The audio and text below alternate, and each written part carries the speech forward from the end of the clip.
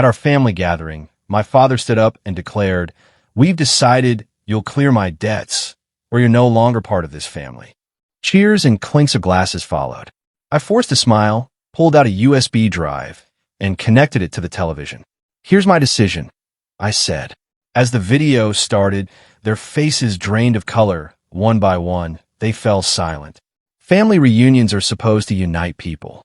Ours always tore us apart. This year was no exception. Loud voices, forced grins, and overpriced wine. My father, presiding at the head of the table, acted like a monarch. We hadn't all gathered in one place for years. But Dad insisted attendance was non-negotiable.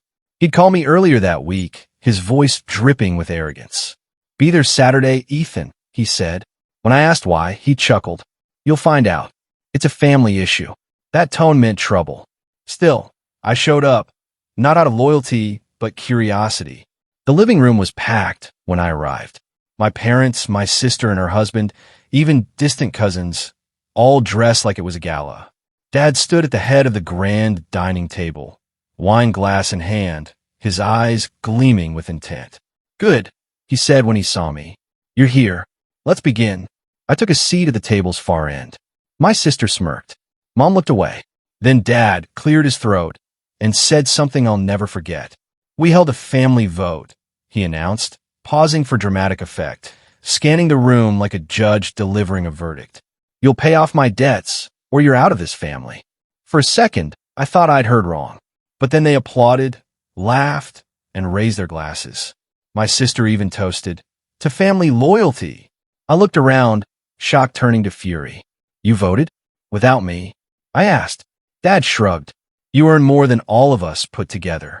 It's only fair. We've supported you all these years. Now it's your turn." I stared at him. "Supported me?"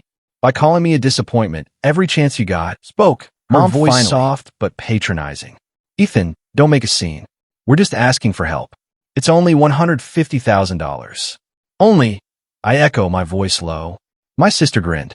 "Come on, you've got no kids, no house payments. You can afford it."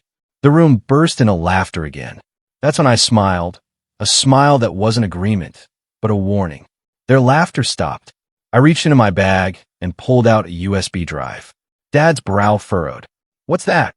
"My decision," I said quietly. I walked to the TV in the corner, plugged in the drive, and switched it on. The room grew quiet as the screen came to life. The first clip played, security footage from Dad's business. Time-stamped, unmistakable. There he was at his desk, signing papers. Then my sister walked in, handing him a briefcase. Inside, stacks of cash. Dad's face froze, his glass lowering. The video shifted to another scene. My sister, in the same office, pocketing money while Dad pretended not to notice. Mom gasped, her hand covering her mouth. "Ethan, what is this?" I didn't respond. The next clip played, Dad's accountant, speaking nervously to someone off-screen. "Mr. Carter's been funneling company funds to his personal account. I stayed quiet, but he's months behind on payroll." The room was silent as a grave. Dad stood, his voice trembling. "Where did you get that?" "Public records," I said. "Your company's bankruptcy filings are accessible now." My sister jumped in, her voice shaky. "You can't, this is fake. You're trying to ruin us." I turned to her, calm as ever. "No, I'm just showing what you've already ruined." The next clip showed my sister in a dark parking lot, late at night, handing an envelope to a stranger. Her voice came through clearly. "Don't tell Dad. He doesn't need to know where the extra cash came from." Mom's breath hitched. "Sarah, what did you do?" Sarah stammered. "It's not what it looks like." I stepped back, arms crossed. "It looks like you helped create Dad's debt problem. You've both been skimming from the company for years." Dad's face turned ashen. His voice cracked. "You planned this." "No," I said simply. "I just captured the truth." For years, they'd mocked me, called me paranoid, a failure, ungrateful. Said I didn't belong because I didn't follow their rules. But tonight the game changed. As the final clip ended, the screen went dark. The silence was deafening. I looked around at their pale, fearful faces. "Well," I said softly, "that's my decision." Dad's voice wavered. "You're bluffing. No one will take this seriously." I shrugged. "Maybe, but the tax authorities might. Mom's voice shook. Ethan, please don't do this. I looked at her, the woman who'd stood by while I was belittled my whole life. I didn't do anything, Mom. You all did. I just brought the evidence. I unplugged the USB, pocketed it, and headed for the door. No yelling, no farewells, just silence. As I reached the door, Dad's voice stopped me. Ethan, wait. I turned. He looked diminished, broken. He opened his mouth, but no words came. For the first time, he had nothing to say. I stepped into the rain, cold, quiet, liberating. But that night, I didn't know this was just the start. Because within days, those videos wouldn't just shatter their pride. They'd dismantle everything they'd built. 3 days later, the story broke on local news. My father's empire collapsed. My sister vanished.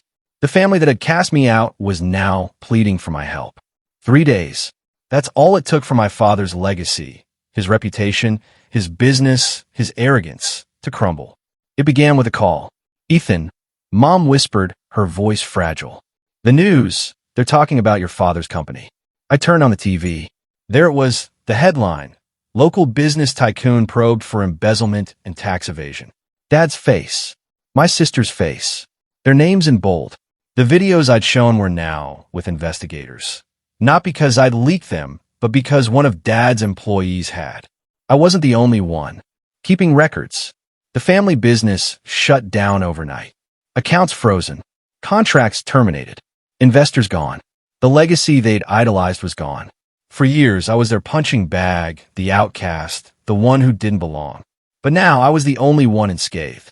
I'd built my own life, far from their deceit, far from their name. A week later, Mom called again, her voice shattered. They've frozen everything, Ethan. Your father's in the hospital. My chest tightened, not from surprise, but exhaustion.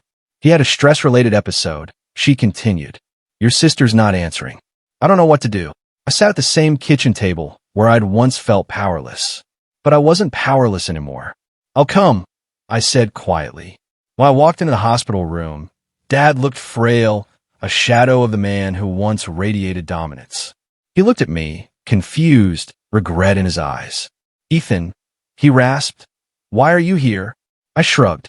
You're still my father. He closed his eyes, tears slipping down his cheeks. I destroyed everything, he whispered. I chased control and lost my family. I stayed silent. He looked at me again.